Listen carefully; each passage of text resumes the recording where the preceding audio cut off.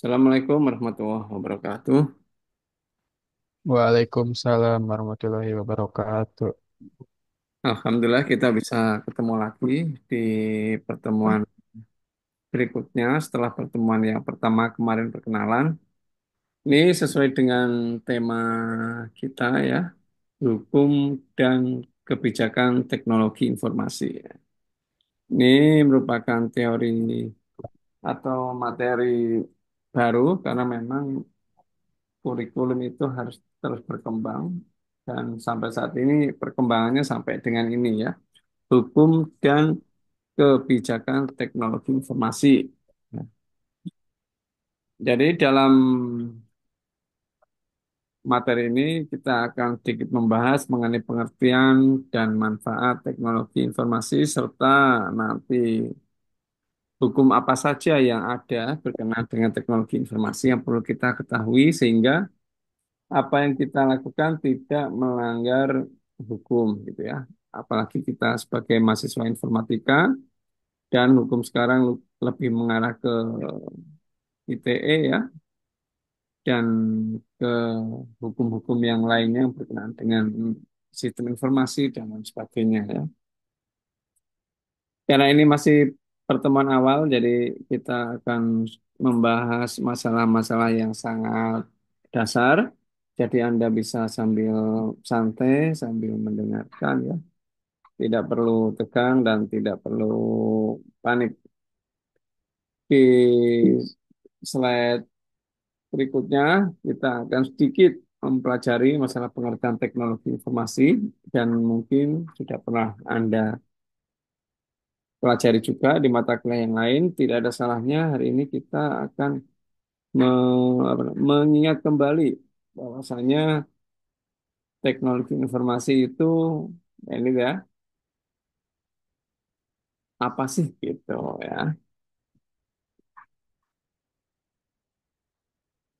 Jadi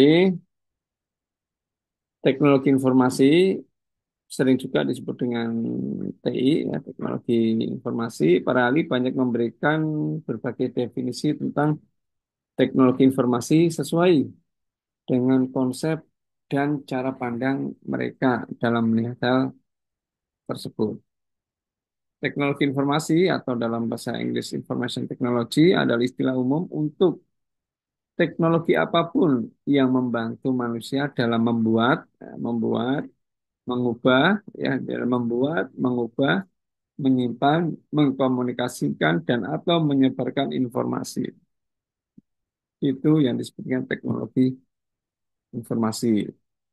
Teknologi informasi menyatukan komputasi dan komunikasi berkecepatan tinggi untuk data, suara, dan video. Ya, gitu ya. Artinya komputer dan komunikasi dijadikan menjadi satu itulah yang disebut dengan teknologi informasi.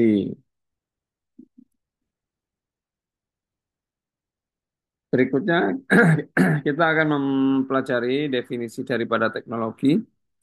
Teknologi adalah suatu cara atau metode serta proses atau produk yang dihasilkan dari pemanfaatan berbagai disiplin ilmu, pengetahuan yang menghasilkan nilai ilmu pemenuhan kebutuhan, kelangsungan, dan peningkatan mutu kehidupan manusia. Nah, lalu informasi sendiri adalah data yang diolah sehingga menjadi suatu bentuk yang penting bagi penerima dan mempunyai nilai yang nyata atau nilai yang dapat dirasakan dalam keputusan-keputusan sekarang maupun yang akan datang.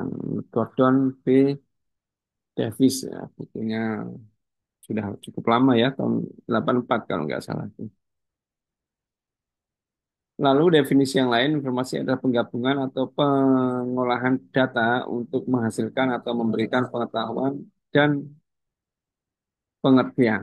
Itu yang disebut dengan informasi. Ini sebuah pengantar-pengantar dan mungkin Anda sudah mendapatkan sebelumnya, jadi kita percepat di slide-slide yang ini. Berikutnya, bagaimana cara mendapatkan informasi? Ya, ada beberapa cara. Berapa tuh? Satu, dua, tiga, empat, lima, enam. Ada enam cara ya. Yang pertama menangkap, memperoleh representasi informasi dalam bentuk yang memungkinkan untuk ditransmisikan. Yang kedua mengirimkan, memindahkan informasi dari suatu tempat ke tempat lain. Yang ketiga menyimpan, pindahkan informasi ke tempat tertentu untuk pengambilan nanti. Yang keempat, diambil, temukan informasi spesifik yang saat ini dibutuhkan. Yang kelima, memanipulasi, membuat informasi baru dari informasi yang ada melalui meringkas, menyortir, menata ulang, memformat ulang, atau jenis perhitungan lainnya. Yang terakhir, yang keenam ya, menampilkan informasi kepada seseorang. Ini menurut bukunya H. Abdul Razak Nasution dan Rahul Ardian Fikri, Hukum Teknologi Informasi 2023. Gitu.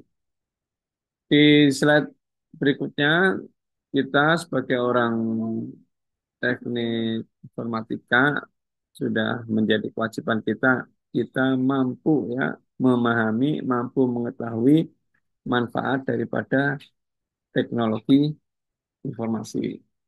Ini saya ambil dari ChatGPT, jadi memberikan sumbernya juga. Setiap poin ada sumbernya, dan ini sangat bagus menurut saya.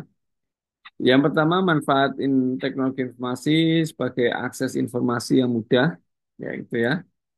Jadi teknologi informasi memungkinkan kita mengakses berbagai informasi secara cepat dan mudah melalui internet sehingga meningkatkan pengetahuan dan wawasan.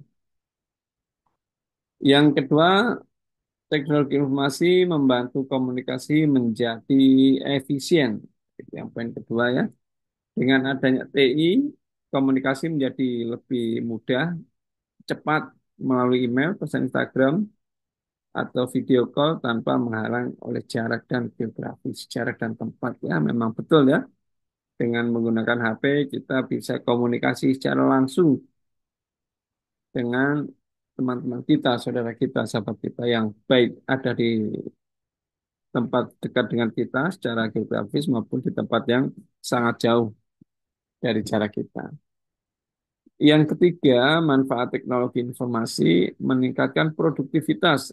Lalu yang keempat, penyimpanan data yang efisien. Lalu yang kelima, pembelajaran daring. Jadi dengan teknologi informasi, kita bisa melakukan pembelajaran jarak jauh melalui e-learning seperti yang sudah ada di kita ya.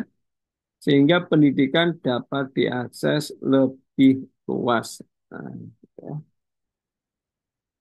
Selain itu, kita juga bisa melakukan transaksi online. Ini sangat kelihatan sekali jika dibandingkan dari tahun 2020 yang lalu, bukan dari 2020 ya, tahun 2000-an yang lalu dengan tahun-tahun sekarang. 2000 yang lalu online juga sudah ada, tapi masih belum sebanyak sekarang. Jadi, dan sekarang pembelian transaksi online itu udah sangat memudahkan bagi kita semua.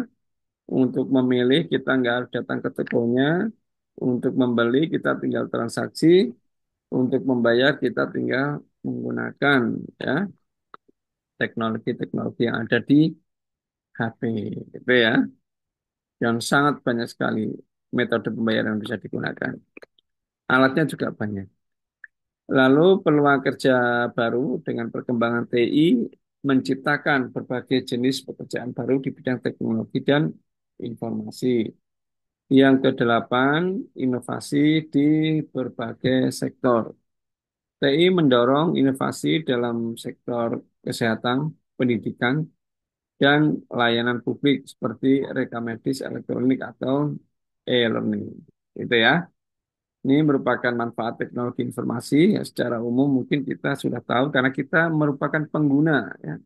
Kita merupakan pelaku yang ada dalam teknologi informasi ini. Akses informasi, kita mengakses informasi. Kemudian komunikasi lebih efisien, kita melakukan komunikasi lebih efisien. Peningkatan produktivitas, kita jauh lebih bisa produktif dan lain sebagainya. Ini musim puasa ya, bulan apa sekarang Maret ya, Maret. Jadi rada ngantuk ya. Di slide berikutnya ini adalah pengertian komputer. Ya, ini tahun 1950-an. Jadi kita bisa mempelajari sejarah prakomputer. Lalu ada sejarah komputer generasi pertama, generasi kedua, ketiga, keempat, kelima, dan sekarang dan seterusnya gitu ya. Itu sudah banyak materinya, teorinya juga sudah ada dan mungkin Anda juga sudah dapat di mata kuliah yang lain. Berikutnya pengertian internet. Nah, kita adalah pengguna internet dan ini perlu saya sampaikan khawatirnya kita yang hidup di era internet, kita pengguna internet, setiap hari kita menggunakan internet, tapi kita tidak tahu sedikit sejarah daripada internet. Ya, atau internet itu apa? Bingung. Jangan sampai ya. Jadi sekilas di sini saya akan menceritakan sejarah internet. Jadi pada saat itu masyarakat Indonesia sudah menuju atau menggunakan media baru yaitu media internet. Internet adalah jaringan komputer yang mengembangkan ARPANET, Advanced Research Project Agency Network, suatu sistem komunikasi yang terkait dengan pertahanan keamanan yang dikembangkan pada tahun 1960-an. Ya, jadi 1960-an itu internet sudah mulai dikembangkan. Kalau dulu ada mulai dari berapa PC, dikonekkan, beberapa PC dan lain sebagainya. Sehingga menjadilah yang sangat sangat berkembang seperti sekarang ini. Itu sejarah internet ya, mulai tahun 1960-an. Sedangkan internet adalah singkatan dari interconnected network, jaringan yang saling terinterkoneksi ya. Yang apabila diartikan dalam bahasa Indonesia berarti serangkaian komputer yang terhubung di dalam beberapa rangkaian jaringan. Itulah internet. Internet apa? Internet adalah rangkaian komputer yang terhubung di dalam beberapa rangkaian jaringan. Itu yang disebut dengan internet. Kalau internet sendiri merupakan singkatan dari interconnected network. Itu ya. Ya, jadi yang tadinya kita nggak mengetahui secara internet, secara tidak detail, sekarang sudah mengetahui, ya mungkin kita lupa artinya internet, sekarang jadi teringat kembali. Itulah yang disebut dengan internet, interconnected network. Lalu berikutnya, kita lebih sering mendengar istilah konvergensi ya. Konvergensi dalam Kamus Bahasa Indonesia berarti keadaan menuju satu titik pertemuan memusat ataupun pengertian konvergensi atau konvergensi secara harfiah adalah ini berarti satu titik ya. Oh enggak ya. Adalah dua benda atau lebih bertemu bersatu di suatu titik pemusatan pandangan mata ke suatu tempat yang amat dekat gitu ya. Jadi konvergensi yaitu berhubungan media telekomunikasi tradisional dengan jaringan internet sekaligus. Konvergensi merupakan perubahan radikal dalam penanganan, penyediaan, distribusi, dan pemrosesan. Ya.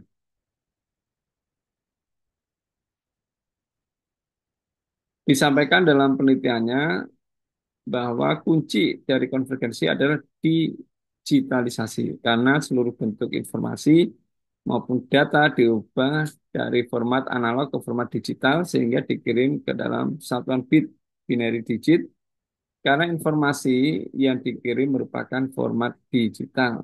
Konvergensi mengarah pada penciptaan produk-produk yang aplikatif yang mampu melakukan fungsi audio, audiovisual sekaligus komputasi. Di slide berikutnya kita akan membahas kembali ya cyberspace, ya, sebuah ya cyberspace. dalam bahasa Indonesia adalah dunia maya. Adalah media elektronik dalam jaringan komputer yang banyak dipakai untuk keperluan komunikasi satu arah maupun timbal balik secara online terhubung langsung.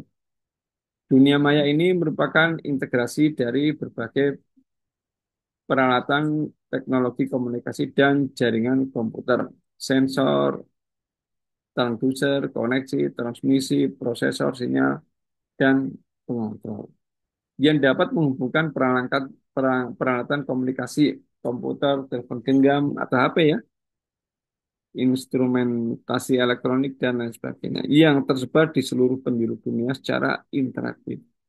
Cyberspace juga dapat diartikan sebagai suatu imaginary location, tempat aktivitas elektronik dilakukan, dan juga menjadi sebuah mesh virtual yang terbentuk melalui komunikasi yang terjalin dalam sebuah jaringan komputer, interconnected computer network. Istilah dunia maya pertama kali muncul dalam seni visual akhir tahun 60-an. Jadi, wah, sudah lama ya. Tahun 60-an sudah ada dunia maya. Ketika seniman Denmark, Susan Using, tahun 1940-1998, dan pasangannya arsitek Carsten Hoff menyebut diri mereka sebagai atelier cyberspace. Di bawah nama itu mereka membuat serangkaian instalasi dan gambar berjudul ruang sensorik. Jadi udah lama ya cyberspace. Di bawah nama itu membahas judul ruang sensorik yang didasarkan pada prinsip sistem terbuka yang beradaptasi dengan berbagai pengaruh seperti gerakan manusia dan perilaku baru material. Cyberspace, ya, cyberspace ya, di apa di awan ya, di angkasa gitu cyberspace. Di ini kita akan, setelah kita mempelajari cyberspace, kita mempelajari juga, ya ini pengertiannya dulu ya, pengertian daripada cyber law. Cyber law adalah rezim hukum baru yang di dalamnya memiliki berbagai aspek hukum yang sifatnya multidisiplin. Cyber law juga diartikan sebagai hukum telekomunikasi, multimedia, dan informatika. Ya, ini hukum ya. Dulu mungkin belum ada istilah hukum-hukum penggunaan teknologi informasi, hukum penggunaan internet dan lain sebagainya. Tapi setelah 1998 ya, itu atau 2008 ya, itu muncul ya undang-undang yang kita sangat familiar, yaitu Undang-Undang ITE. Ya. Pengertian ini menunjukkan sifat konvergensi dari communication, computing, konteks, dan community sehingga cyber law membahas dari teknologi dan informasi secara konvergens. Definisi hukum telematika atau yang dikenal dengan cyber law adalah keseluruhan asas-asas norma atau kaidah lembaga-lembaga institusi dan proses yang mengatur kegiatan virtual yang dilakukan dengan menggunakan teknologi informasi dan komunikasi. Cyber law adalah aspek hukum yang istilahnya berasal dari cyberspace law, yang ruang lingkupnya meliputi setiap aspek yang berhubungan dengan orang, perorangan, atau subjek hukum yang menggunakan dan memanfaatkan teknologi internet yang dimulai pada saat mulai online dan memasuki dunia cyber ataupun maya. Di negara yang telah maju dan negara berkembang dalam penggunaan internet, berbagai alat untuk memfasilitasi setiap aspek kehidupan mereka, perkembangan hukum dunia maya sudah sangat maju. Sebagai kiblat dari perkembangan aspek hukum ini, Amerika Serikat merupakan negara yang telah memiliki banyak perangkat hukum yang mengatur dan menentukan perkembangan cyber law. Itu karena mungkin salah satu penyebabnya eh, internet itu juga dikembangkan dan berkembang pusat juga di Amerika.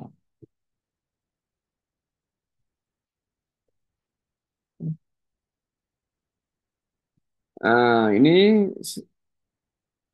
sebenarnya sudah masuk ke pertemuan berikutnya, yaitu kebijakan sektor teknologi informasi dan komunikasi yang ada di Indonesia, gitu ya. Tadi di awal kita belajar tentang pengertian-pengertian dan sedikit sejarah. Sekarang kita akan melihat bahwasanya kebijakan sektor teknologi informasi dan komunikasi yang ada di Indonesia. Jadi ini Anda bisa juga mempelajari, membaca kajian kebijakan teknologi informasi dan komunikasi seperti covernya yang saya screenshot saya masukkan di sini ya. Hal ini sangat penting termasuk cyber law tadi karena apa? Karena kita tahu bahwasanya perkembangan ya pengguna internet di Indonesia dari 98 sampai 2022 itu sangat pesat sekali. Di 98 0,5 juta, berarti 0,5 juta itu berapa? 0,5 juta berarti 500 ribu ya, 500 ribu orang yang menggunakan internet tahun 98. Dan 98 itu saya nggak termasuk di sini ya, karena saya belum menggunakan internet tahun ini. 99 muncul 1 juta, 1,9 ya saya di 2001 udah 4,2. Nah, pada saat 4.200.000 saya ada di sini nih. Salah satunya saya nih ya di sini ya 4. Karena saya sudah menggunakan internet di tahun 2001, 2002, terus sampai dengan sekarang 210 juta orang. Hampir berapa kemarin itu? Berapa persen Pak, untuk Indonesia ya? Pak. Oh, nanya itu tahun 90-an sosmed waktu itu apa ya, Pak? Tahun 90-an saya belum menggunakan sosial media. Kalau di tahun 2000-an itu saya menggunakan Yahoo Messenger, Pak. YM. Uh, Sebelum YM itu ada apa yang buat kita chatting itu loh. Lalu kita mencari area Kalau posting-posting itu belum ada ya, Pak? Posting. MIRC. Ah, udah. Jadi kalau Anda sudah mengenal MIRC, ya, itu berarti Anda di era saya ya. Lalu ada ya Messenger tuh sepertinya baru. Apakah di antara Anda sudah pernah mengenal MIRC? Belum, Pak. Belum, Friendster. Pak. Friendster. MIRC itu ya di jadi MIRC itu nanti bisa di searching lagi. Tapi MIRC itu eh, benar nggak namanya MIRC?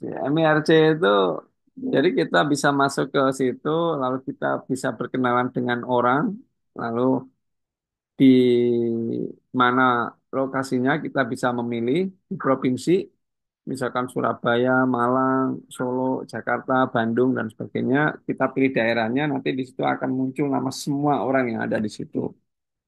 Jadi langsung kita masuk situ, kita kalimat tanyanya itu ALS ya, ALS kalau nggak salah.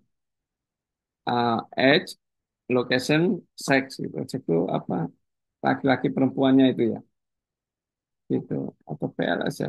Enggak itu kan. Nah, itu jadi di MIRC itu dulu seperti itu. Jadi kita bisa saling mengenal antar orang di berbagai daerah di mana daerahnya bisa kita pilih gitu. Jadi ya, jadi Anda jadi saat itu MIRC itu ya asik sekali ya. Coba aku searching, searching juga nih.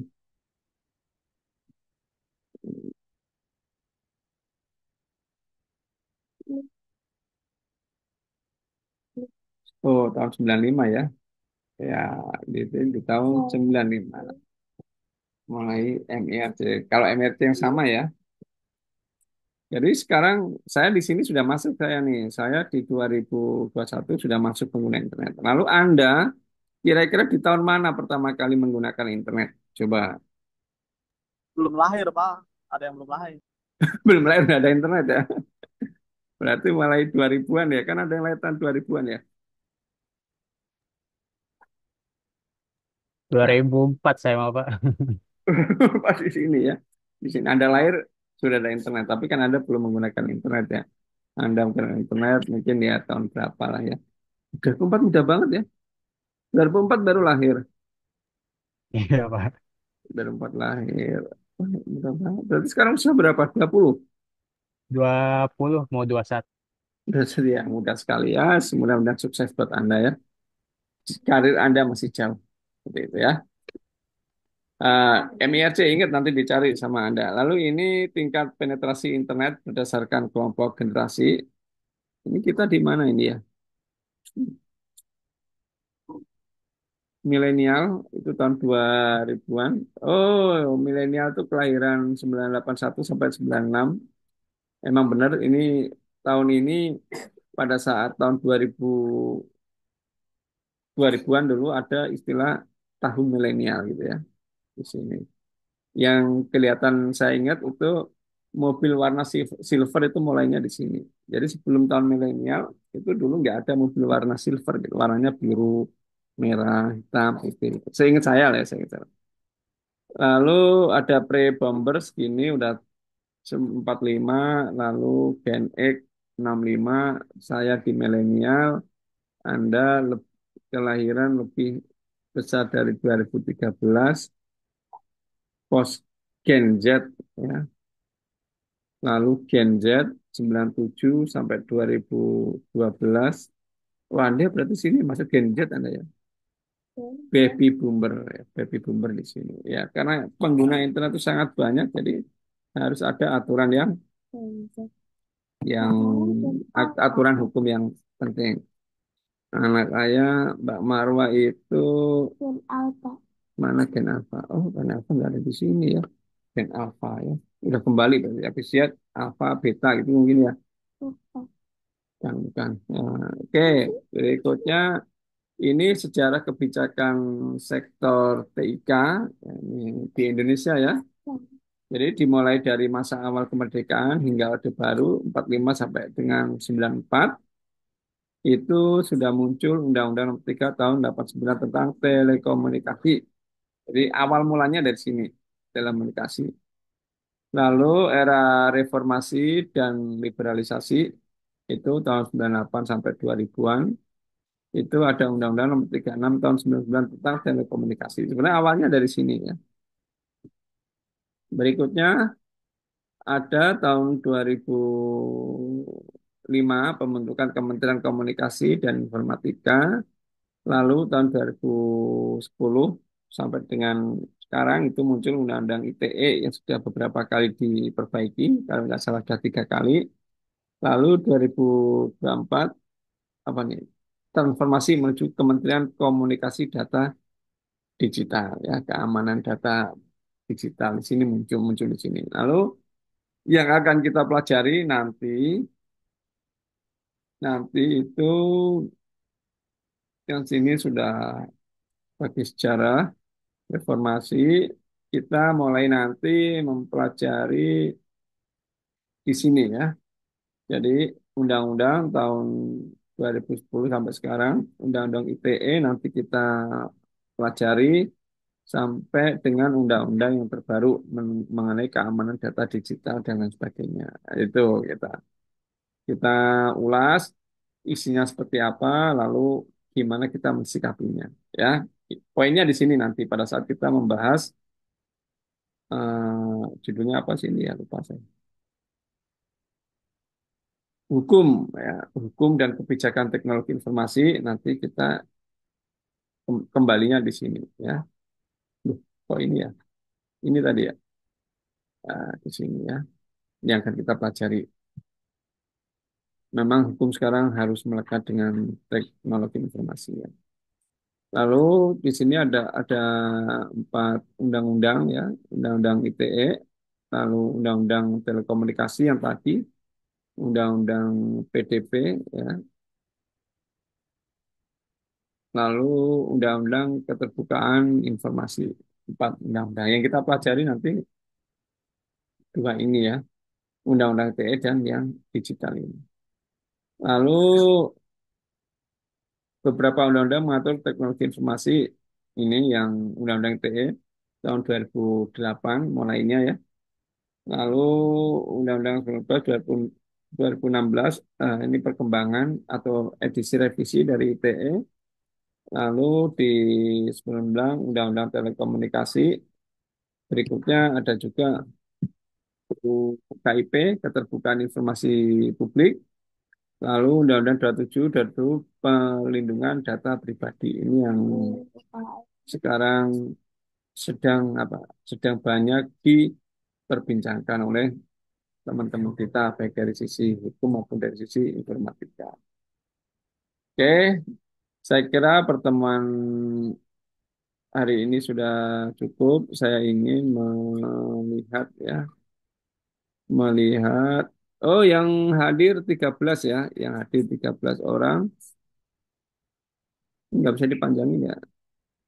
13 orang ini nanti saya mohon Anda ketua kelas itu siapa ketua kelas tadi? Saya, Justin Pak. ya? Iya benar Justin. Siapa? Justin. Justin ya. Oke, Justin nanti membuat list yang hadir hari ini dikirim ke saya sambil nanti di paralel juga dikirim ke admin, admin yang ada di kantor gitu ya. Pak. Lalu coba di on cam dulu semuanya.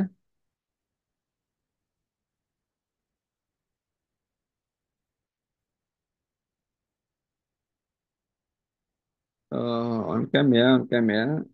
Pak Chandra lagi libur Pak Chandra.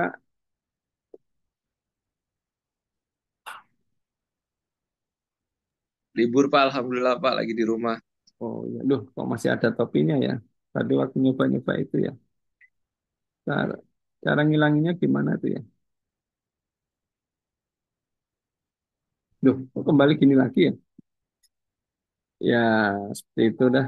Ini juga masih dalam apa? Dalam uji coba. Ada Pak Chandra, ada Pak Fahri, Pak Justin, Goza, Wahyu, Ilham, Raffi, Abdi, Pisco, Yaki, Abdul Rojak, Ridwan. Ini semuanya kemarin hadir nggak yang pertemuan pertama? Ada yang enggak. Hah? Nggak pakai kemarin lebur. Ada yang Saya Pak nggak hadir loh. nggak hadir ya? Oke, oke. Berarti kita pertemuan di Ramadan ini 2025 itu terakhirnya kapan masuknya?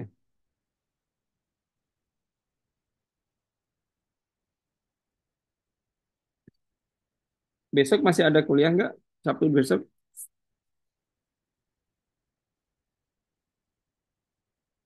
Nggak ada kali ya? Saya belum dapat itunya. Tut, tut, tut, tut, tut, tut, tut, tut, tut, tut, tut, tut, tut, tut. Tuh, avatarnya dibuang. Ini. Lalu cara ngilangin ininya gimana ya? Kok sampai lupa ya?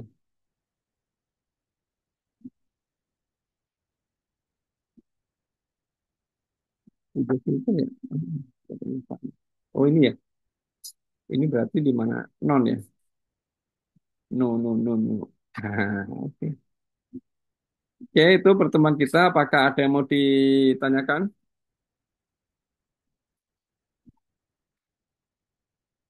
Ya ada ya. Nanti kalau ada yang mau ditanyakan bisa saling sharing ya. Ini bulan Ramadan, jadi kayaknya capek ya. Kalau Pak Chandra libur sampai kapan, Pak? Saya Senin sudah masuk Pak, Senin sudah mulai kembali kerja Pak. Sekarang udah mulai kerja ya. Kalau yang lain libur sampai kapan? Masuk seperti biasa, Pak. Saya mah nggak ada libur. Oh, Paling minggu. nggak ada libur. Mbak Marwah, Nggak ada. kalau ini. Oh, ini masih masuk Anda. Iya, Pak. Ini casnya. Oh, salah. Ini yang dipindahin. Oke, oke, oke. Oke, saya kira cukup ya pertemuan kita kali ini. Kita santai, lalu nanti ketua kelas apa namanya me- merekap yang hadir 13 orang ini ya. Sepertinya di kelas ini kita kayaknya hanya 15 orangan deh, nggak nyampe 25. Oke, saya kira cukup. Mohon maaf jika ada kekurangan. Selamat menunaikan ibadah puasa. Sampai di sini pertemuan kita. Wassalamualaikum warahmatullahi wabarakatuh. Waalaikumsalam warahmatullahi Waalaikumsalam. Waalaikumsalam warahmatullahi wabarakatuh. wabarakatuh. Terima kasih, Makasih. Pak. Ya, sama-sama.